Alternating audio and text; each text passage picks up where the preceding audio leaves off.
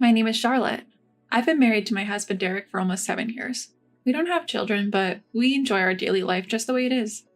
When people hear that we don't have children, they often ask, "Don't your in-laws say anything? Are you okay?" But there's never been anything like that. When we told my in-laws that we were having trouble conceiving, I was nervous that they might say something. But both my father-in-law and mother-in-law didn't blame me at all and simply said, "Thank you for telling us." My mother-in-law even said, "If you two are happy, that's enough." I remember feeling embarrassed and crying right then and there.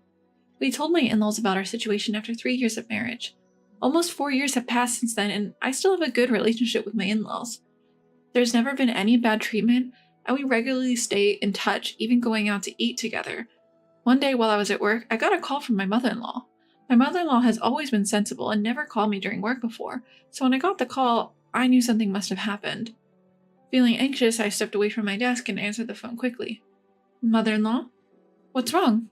Then my mother-in-law said, panting over the phone, Your father-in-law has... Father-in-law? What happened to my father-in-law? Your father-in-law? He's been taken in an ambulance." What? I told my boss what happened and left work early. My mother-in-law said she'd also contacted my husband, but he never checks his phone during work, so he didn't notice. I called my husband's office, explained the situation, and asked to speak to him. After understanding what had happened, my husband said, "I'll head to the hospital now. Please, go there too, Charlotte." My husband and I arrived at the hospital at almost the same time and were able to meet near the reception. As we were about to look for mother-in-law, my brother-in-law Eugene spotted us and called out, "Brother, sister-in-law, over here." We followed Eugene to father-in-law's hospital room as he directed, but by the time we got there, it was too late. In the room, my mother-in-law was crying loudly and my sister-in-law, Marie, was holding back tears.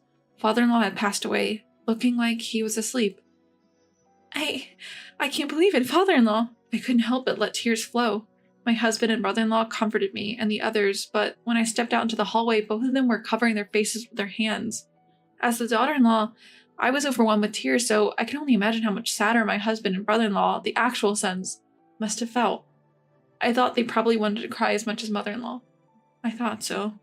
The funeral for father-in-law was over in the blink of an eye, and about 2 weeks had passed when my husband and I were told by my mother-in-law that she wanted to talk to us on our next day off, so we headed to her house.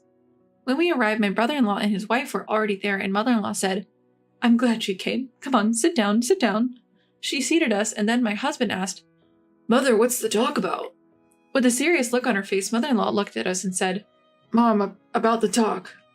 When my husband starts like that, mother-in-law looks at us with a serious face and says, "Thank you all for helping out with Dad's funeral. Thanks to you, everything went smoothly. Thank you," mother-in-law says, bowing her head. Her son-in-law responds, "What are you talking about, Mom? We're family, after all."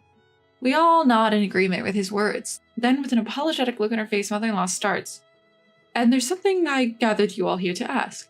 She then explains why she called us. She's feeling uncertain about living alone after father-in-law's death.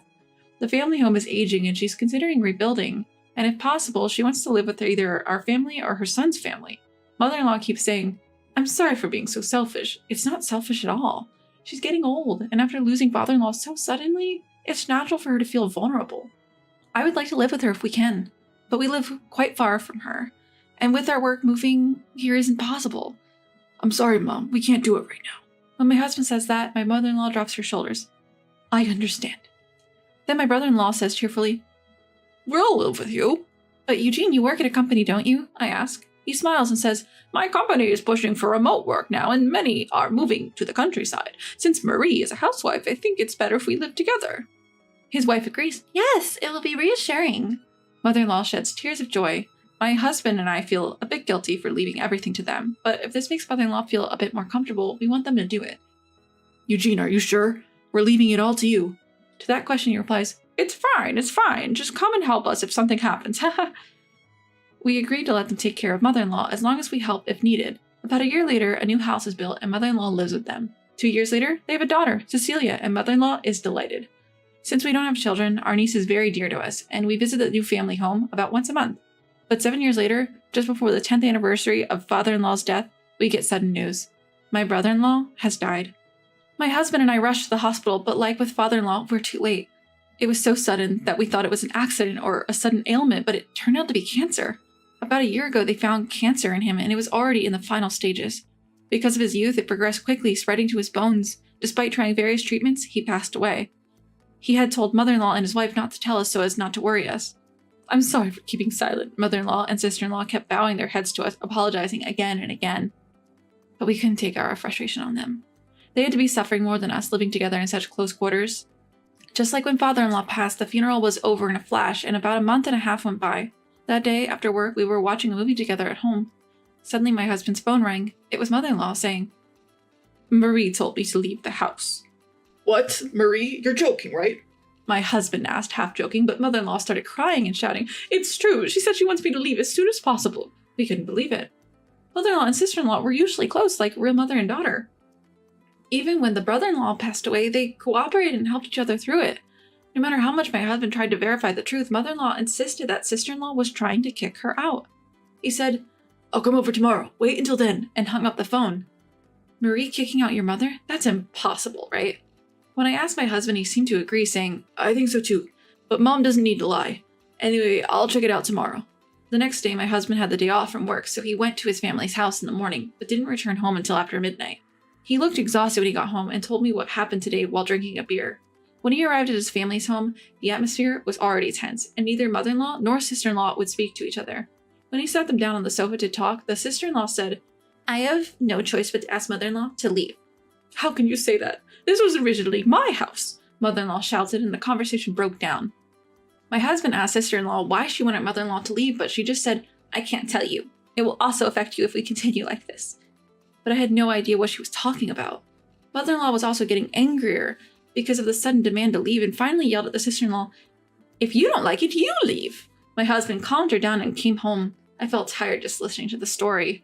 We don't know why sister-in-law started saying these things, but she's alone with no parents or relatives and has children. If she leaves that house, life will be tough. Isn't there a better way? I thought for a while, but without knowing why sister-in-law was saying this, we couldn't move forward. I suggested to my husband, and we decided to go to his family's house together the next day. When we arrived, it was just as my husband had said. Mother-in-law and sister-in-law were already arguing when we arrived, and our 7-year-old niece, Cecilia, was trying to mediate. "Hey, both of you, stop it. Cecilia's here too." My husband stopped the two of them arguing. "But Marie is..." "Because mother-in-law won't leave." And so the two continued to glare at each other, angry and agitated. I urged them to calm down for the moment, saying, "Both of you, please calm down. Let's talk this through." Then I sat them down on the sofa. My husband made coffee, and it helped the two of them relax. After they both drank some coffee and seemed to have calmed down, I started the conversation. "So to get to the point, first of all, Marie, why did you tell your mother-in-law to leave?" I asked, but my sister-in-law just hung her head in silence. My mother-in-law said with disbelief, "You just hate me, don't you? That's why you want me to leave." My sister-in-law snapped back, raising her face. "Hate? If anything, aren't you the one who hates me?" And tears fell from her eyes. An unexpected turn of events left my husband and me in shock. There was no way my mother-in-law could hate her. We could see that just by watching them. "Marie, your mother-in-law doesn't hate you. You're her precious son's wife." With those words, something broke inside my sister-in-law, and she began to cry uncontrollably. I patted her back, waiting for her to calm down. After a while, when her breathing seemed to have stabilized, I asked, "Can you tell me what happened?" "Actually, my aunt told me that things will be miserable if they continue like this." "What? Your aunt?" When I asked this, she slowly began to speak. Once I heard everything, I felt like my anger was going to explode. It wasn't just me. My husband and mother-in-law felt the same. What she told us was unbelievable. According to her, after her husband died, she met Aunt, my father-in-law's sister, at the funeral, who spoke to her. Aunt warned my sister-in-law who was going to live with my mother-in-law, "That woman is really wicked, you know. You, your daughter, none of you will be treated well. She used to bully the wife of her eldest son. She just hid her true nature because her son was around. Now you'll see how." She repeatedly scarred her with terrifying words. Furthermore, she wickedly whispered that since my brother-in-law contributed money to the new house, she had the right to live there and should kick out the mother-in-law. At first, my sister-in-law didn't believe it, but hearing that I had been bullied by my mother-in-law frightened her. Of course, I was never bullied by my mother-in-law. It was a complete lie. "If only you had checked with me." Crying, she apologized. "I'm truly sorry." The whole incident was clearly Aunt's fault. Aunt, my father-in-law's sister, had always been antagonistic towards my mother-in-law and kept saying nasty things, as I later learned from my mother-in-law. Of course, my sister-in-law also has some responsibility for believing Aunt completely, but I thought anyone would be scared if told such things when emotionally unstable after losing her husband. My mother-in-law, learning everything, said, "So that's what happened. But Marie, do you think I'll do such a thing in the future? I think of you as my own daughter." Smiling and shedding tears. Even my sister-in-law never truly believed that my mother-in-law was that kind of person. "Mother-in-law, I'm really sorry," she said this, tears in her eyes as she bowed her head. After that, we went to Aunt's house and spoke about the matter in front of her husband.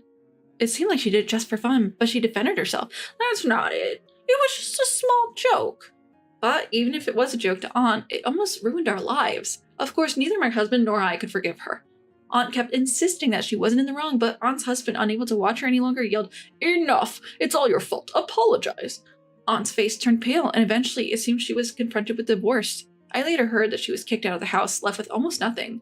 Many things have happened, but my mother-in-law and sister-in-law are still living together. This incident led them to be more open and honest with each other, it seems. Even when we went to visit, there were more arguments and squabbles. However, it wasn't something that made us uneasy to watch, but rather something that we understood to be the result of trust. Somehow, both my mother-in-law and sister-in-law seem more lively than before. My mother-in-law adores her cute grandchild, and now she's even thinking about adopting my sister-in-law. I guess there's nothing to worry about anymore. Strangely enough, even the pictures of my father-in-law and brother-in-law on the wall seem to be smiling more than before.